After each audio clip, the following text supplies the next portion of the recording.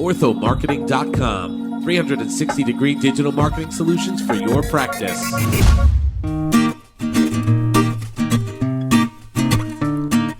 Well, hello everybody in podcast land. This is Dean Steinman, President of Ortho Marketing, and we are back with another exciting podcast for you. And today, to my right, is the world famous Dr. Barry Glaser, orthodontist extraordinaire, teacher, author, all-around great guy. How are you today, Barry? You left out Met fan, which is hard it was to a do, tough game last night. You see that? Tough game. So it's Tuesday, May the 18th, 2021. And Kevin Pillar of the Mets took a 97-mile-an-hour fastball right to his nose. It was straight on. Yeah, it was hard to watch. I lost my breath for a few minutes there. It was tough, but they won. Yeah. And I guess at the end of the day, as long as But they won. As long as you guys know, no nose. You know what happened? What happened to him? No nose. Nobody knows. He did actually tweet last night that I guess he's doing all right, but I can't imagine that he's going to be out for quite a while. So speaking of contact sports, we have with us a special guest today. We have with us Dr. Corinne Devin. Dr.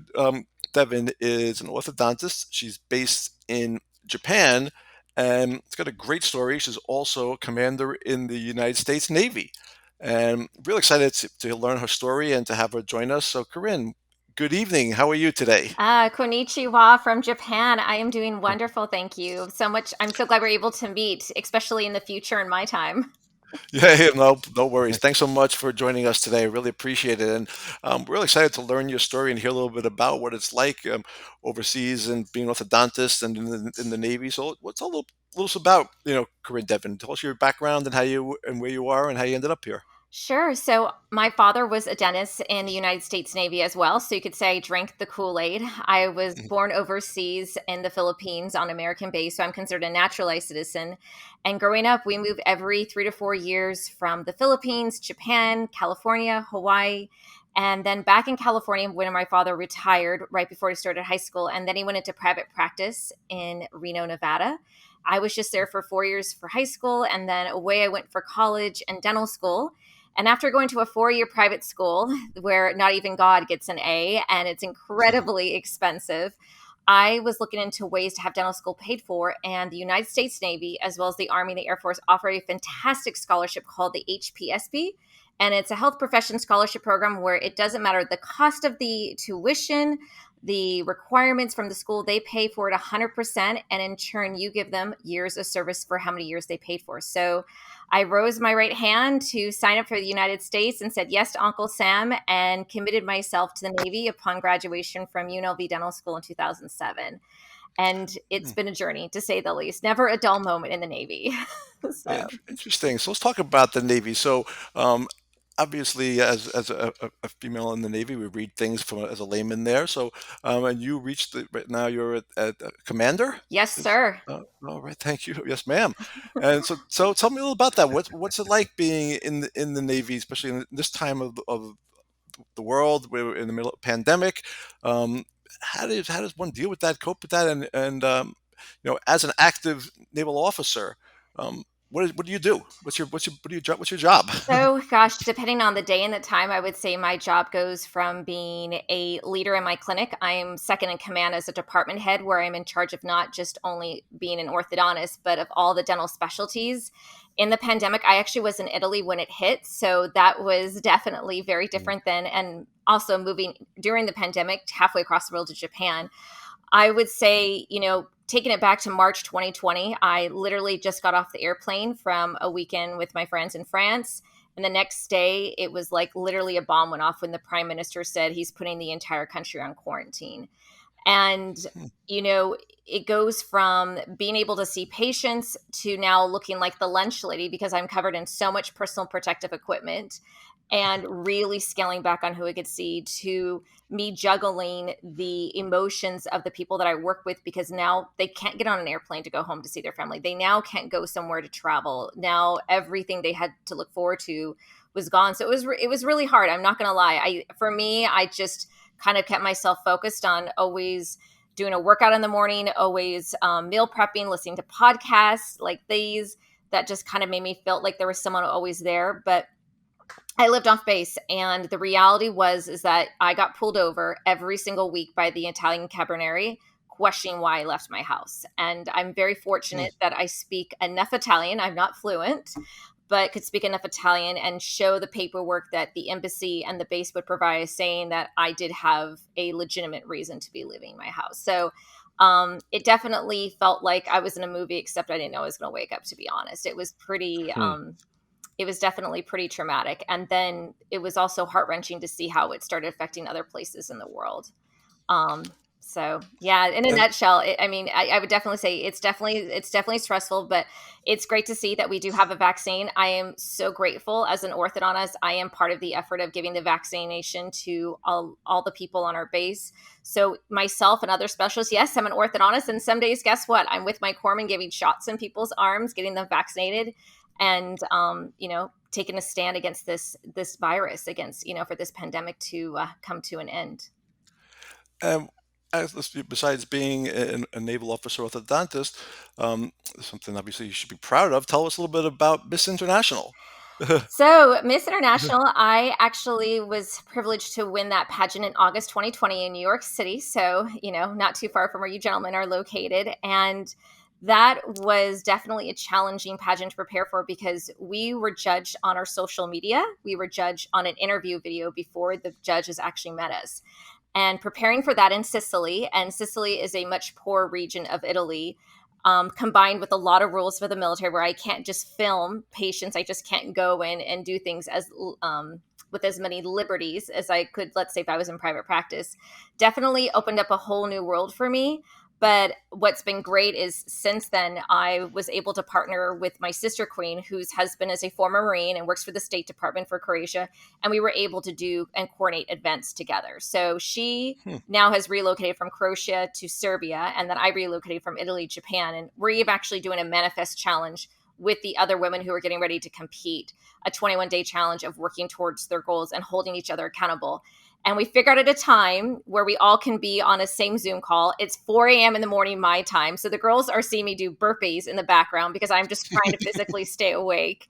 And then they're just on different parts of the world. So for me, the best part about winning the pageant, or one of the best parts, is I won a grant for a TED Talk coach. And so my hope was that the pandemic was going to end last year, like everyone else was hoping, and that I would be able to do a TED Talk or pitch to different TEDx events to do a TED Talk. So that's something I hope to do in the near future, fingers crossed.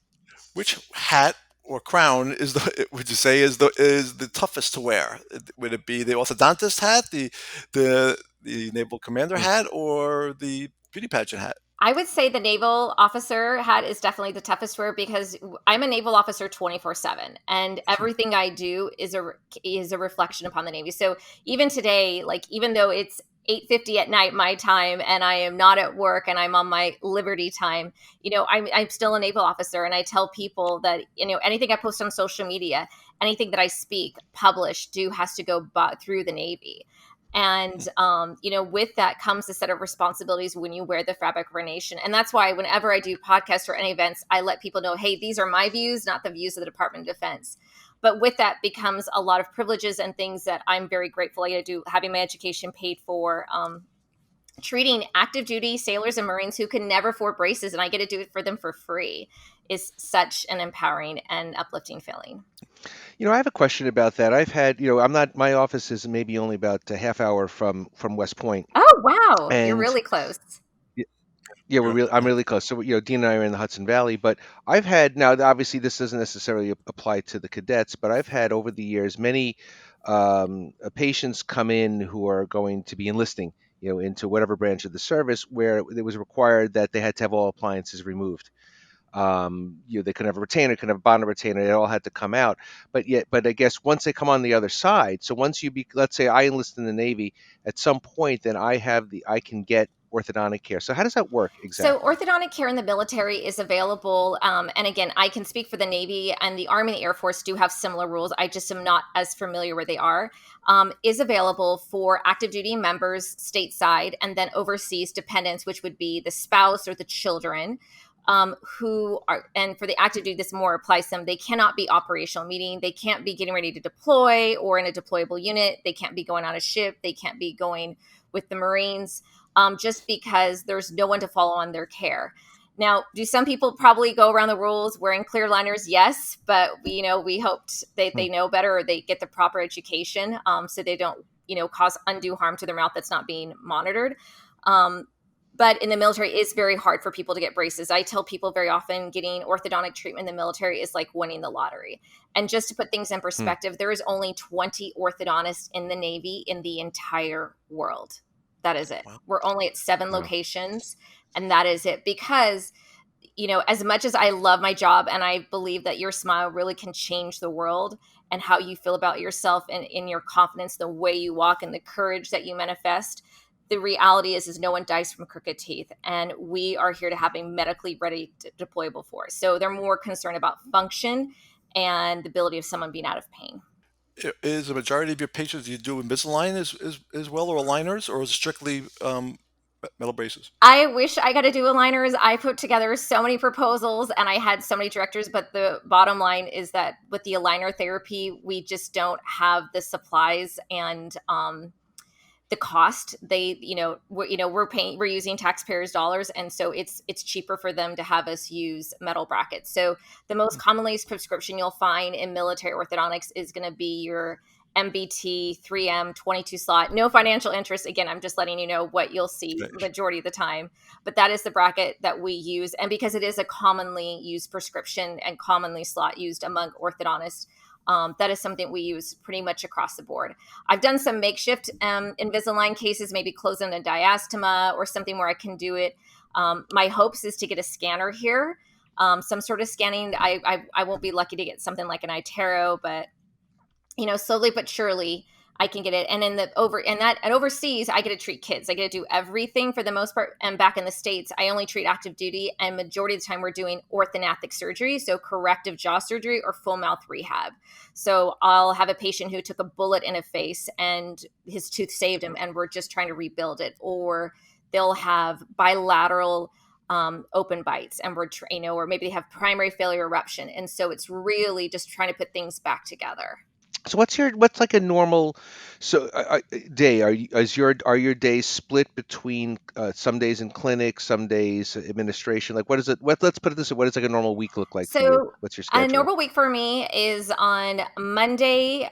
I would say Monday, Tuesday, and Thursday would be a full day in the clinic, and I'm at work at 6:30 in the morning because I'm with the Marines and I like to start before the sun rises. And then usually on Mondays and Wednesdays, we do have physical training. So we are required to be in shape. We do have physical training tests. So I'll work out during my lunch hour with my unit or after work. And then on the Wednesday and Friday, it's usually a half day because then I have meetings. I am a department head. So kind of like running your practice, it's not like you just go in and do braces. I have to juggle like human resources issues, and we call them evals, but almost think of it like a report card for your staff. It's probably the easiest way for me to describe it. And supplies, being overseas, we have to deal with a lot of customs issues. And so sometimes we have to kind of be very creative. So in the military has taught me to almost MacGyver a lot of situations. So that could be from not having glue for my bands to now me going to the pediatric dentist to me going to my general dentist and finding what they have that I can use to cement an expander or cement bands that I would need to use. Interesting. Tell me a little bit about your speaking, your motivational speaking, and your empowerment programs. Absolutely. So I got into public speaking, just kind of fell into it. So back in 2012, I had just graduated from orthodontic residency and landed in Japan. And at the time, they were doing a program with the Department of Defense, partnered with the DODEA. So Department of Defense has an education program over here. So it's basically schools, honor-based, middle school, high school, elementary school, where children of active duty, as well as maybe contractors and even the local population can attend an American-based school. But in Japan at that time, they also have them in Italy, Germany. And they do this day called STEM. It stands for Science, Technology, Engineer, Mathematics. And they invite a keynote speaker. And in the past, they've always invited a female senior officer. At the time I was a lieutenant, so I was much junior, and they said, we'd love to have you. And I'm like, you're telling me I have to speak to 1,000 middle school girls and keep their attention for 30 minutes and off their phones? Like, what? What do Talk you about a want me to miracle. tell them? And they're Yeah. like, anything. So I just was really vulnerable with the girls and shared with them what it was like to be called Four Eyes growing up on those same bases that they grew up, that I grew up on, and what it's like to constantly be the new kid at the school and, be teased for wearing glasses that are thick as like a Coca-Cola bottle and have a patch in my eye and all the things that you go through as a kid that just feel awkward and uncomfortable. Even though your mom tells you, no, you look cute, honey, you're fine. You know what I mean? Even though your friends or people around you make you feel like this big. So that's kind of what started it. And then from that point on, I was Miss United States at the time. They had me do a bunch of different events. And that just kind of started the roller coaster of just doing motivational speaking. And that carried on when I went back to the States for running a course for the military to attend for orthodontics and pediatrics to get our own CE. We do host some of our own CE courses, to then in Italy where they would have me go to schools. And I've never gotten paid for any of this. This has all just been on my own time. But I'm really excited that I will be the keynote speaker, fingers crossed, for the first live conference for the American Association of Orthodontists in January 2022 in Orlando, Florida. So Chris Benson reached out to me. So I'm really excited, but also really nervous. It's been my dream to present at the AAO, and I am super honored, and I am working super hard to make sure what I give our attendees a fantastic show and educational too. So I checked out your Instagram, and and seeing, and you were all over the world. Some incredible photos there. So and you mentioned you have lived in many different places. So what's your top two favorite places that you've been to in your journey so far? Top two places that I've been to. Gosh, you're asking me like to pick up my favorite shoe in the closet with top two. You know what? How about this? I'm going to pick probably one that probably like really was like a trip that I'll never forget. And that was when I went to Cambodia with some of my good friends. I remember getting off of the airplane and walking out, trying to find the taxi that was part of our tour group. And I was the first one to get there. And I felt like I was in a time capsule turned back 50 years where everyone's trying to get your attention. You feel like you're being attacked almost like paparazzis attack celebrities. And then you're praying because you obviously do not speak the same language at all that you got into the right car. But what was fascinating about the trip was seeing Angkor Wat. I have no idea how that's not one of the 7 wonders of the world. Just how humbling and polite the people were. And also to learn about the killing fields. For me to not know about something that was the own Holocaust in Cambodia was just incredible. And it's something just to go to show you, if we don't remember history, we're bound to repeat it. So that was definitely an incredible experience. The other one I would have to say was actually, I'll go somewhere in Europe. And this was actually for my birthday. The last time I was able to celebrate my birthday, I went to Finland in the month of February. And if anyone knows Finland, it is so cold that you have icicles that will form on your eyelashes outside. And I went there with 2 other friends in the month of February. This was in 2020, right before we all, got shut down. And we went sledding at night in the dark across a lake and couldn't see ourselves in front of us to go see the Aurora Borealis. And we saw glimpses of it. So if I showed you what we looked like, we were dressed up, which we looked like little Eskimos. We were wearing every single layer you can know just to not feel like we're going to freeze to death because it was -40, I believe. So it was very cold. Very, very cold. Oh, jeez. But it was a great trip. I loved it. So I listened to a few of your other podcasts and just research. And so, as a motivational speaker, as a public figure, as a leader, anybody that's listening to this, what tip can you give them? What one thing can you say to somebody to make for them that they could do themselves to stand out as a orthodontist, as a person, forget about orthodontist, just as a person? What can somebody do today? What one tip can you give to them to change themselves, make themselves stand out, make themselves a better person? I would tell them to be in service of others. We have an amazing job where we get to be the light maker, the change driver, the civic leader, the role model. We're the person who really holds the key to all that. And I want people to see people own that and to be authentic in who they are. very often I see it's, and I'm guilty of this too, where we look on Instagram and we see what someone else is doing and we're like, oh, I'm missing out, or I should be doing that, when rather just focus on you. Like, there's only one of you. Everyone else is already taken. Why are you trying to be someone else and who you are? So to me, that's, I say just to own who you are. Hey, this is the label I came in. This is the skin I come in. I'm going to, and fully embrace it.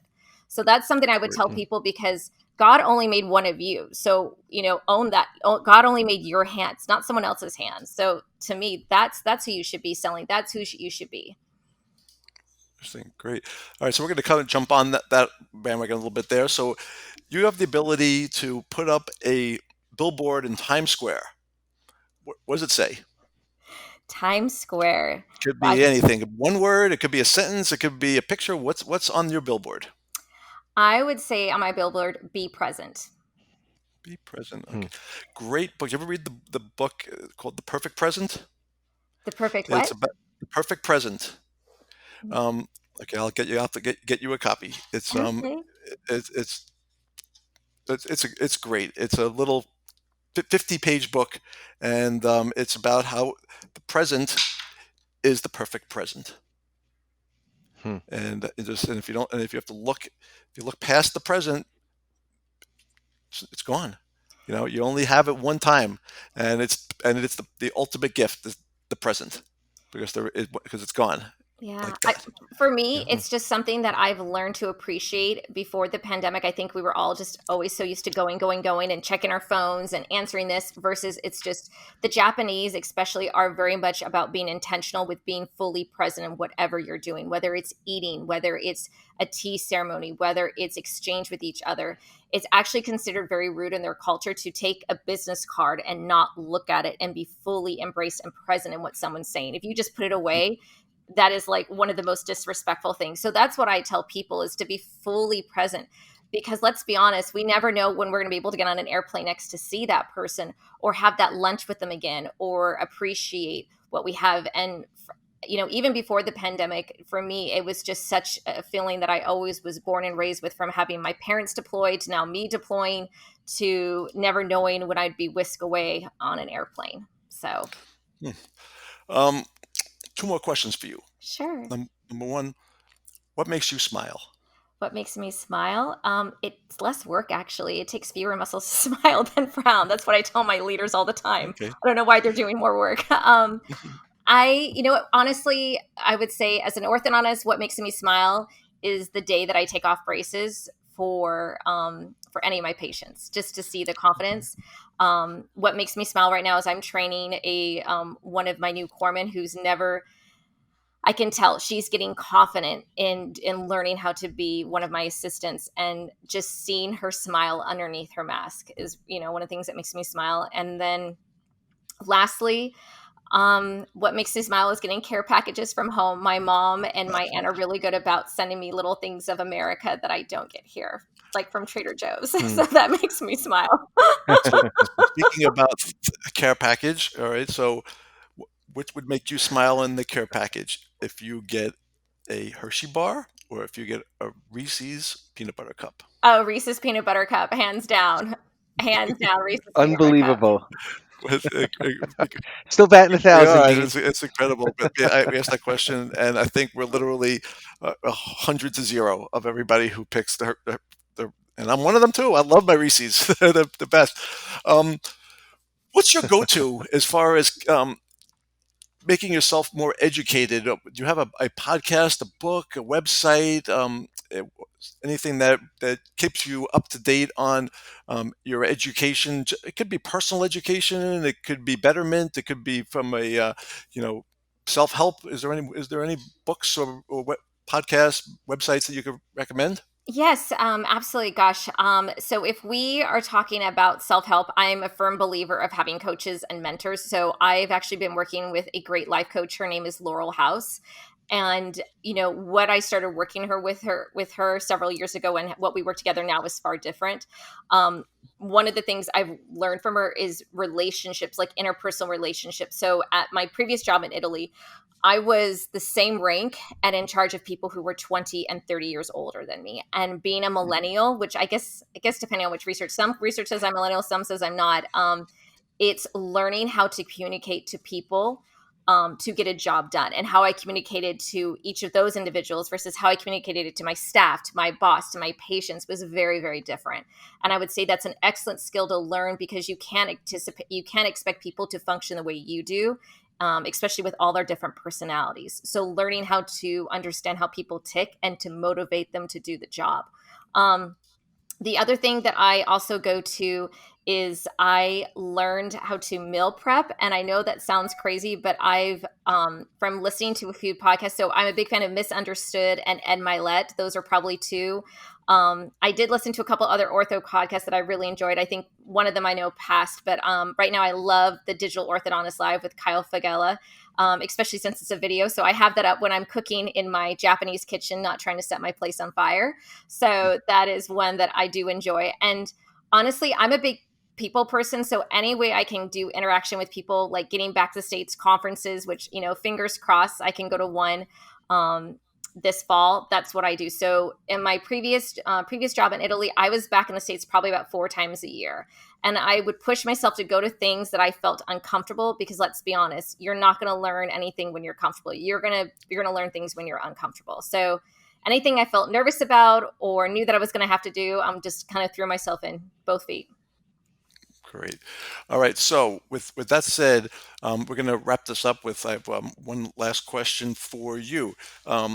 If you were to give, and I'm always a big question to ask you like this, if you were to give one other bit of advice that a young girl wants to join the military, okay, and she's passionate about this. My daughter's best friend growing up, joined the Merchant Marines. She wanted to be in the military. She didn't get into West Point or any of the other academies, but she got in, and there was always her desire to serve her country. So, what one bit of advice would you give a 16, 17-year-old girl or a boy that wants to join the military, and how they should embrace that recommendation? Know your why. Know why you were joining the military and what you want to accomplish. Because as much opportunity there is in the military will take full advantage of you. And you have to be persistent to the point of probably being tenacious and knowing with that why. And not be afraid to ask for help, and keep asking for help until you get it. Because as someone who's been told no many times, I've been able to find someone who's going to say yes. And all you need is that one person to say yes to that goal, that job, that opportunity, that location that you want to go. And, sometimes when things don't happen the way you want, one of my friends said this really well. She's also a lieutenant in the Navy that I admire, Kelly Hall. And she said, God's rejection is your protection. And it's very true. Very often things in our life sometimes don't go the way that we want it to go. But then all of a sudden, because you didn't go down that path, another door opened for you that you didn't even know was going to be open. So that would be my advice to anyone who's looking to join the military. Great. So if somebody wants to get in touch with you, Corinne, what's the best way for them to do so? So if they're interested just to learn more about you, they want you to be a speaker for their company or et cetera, what's the best way for them to reach out to you and find out? I have on Instagram, I'm Dr. Corinne Devin. That's DrCorinne. Same thing on LinkedIn, YouTube, and Facebook. And those are the best ways to reach me. I, unfortunately, a lot of things, my address, my phone numbers, those change quite frequently every couple years. And honestly, I think if I gave out any of the numbers, people would freak out with how many digits and numbers they are. But honestly, that's best the way to reach me. And just keep in mind that I am on the other side of the world. So if I don't get back to you within a few hours, it's probably because I am sleeping. And we'll get back to you within a reasonable time. But yes, I really hope to see a lot of my orthodontic colleagues at our orthodontic conference. 2022 is in Hawaii, so I'm just saying that's not too far from my island. And a heck of an island it is. Yes. All right, Corinne, thank you so much for joining us. I really appreciate it. I'm blessed to have the chance to talk with you. I respect everything you're doing. I thank you as a you're a citizen. Thank you for your service. Thank you for being part of the orthodontic community, and just thank you for joining us. I really appreciate it. You're a breath of fresh air, and so happy that you were able to join us. And everybody out there, follow her. She's very interesting person, well put together on her presentations, and full of knowledge, and highly, based upon the little I know, I'm giving you 2 big thumbs up. So thank you so much for everything. Thanks for what you do, and thanks for joining us. And Barry, once again, thanks for hosting with me here, and everybody out in podcast land. Be safe, keep smiling, and summer's about to be here, so enjoy, but put sunscreen on. Thanks, everybody. Bye-bye.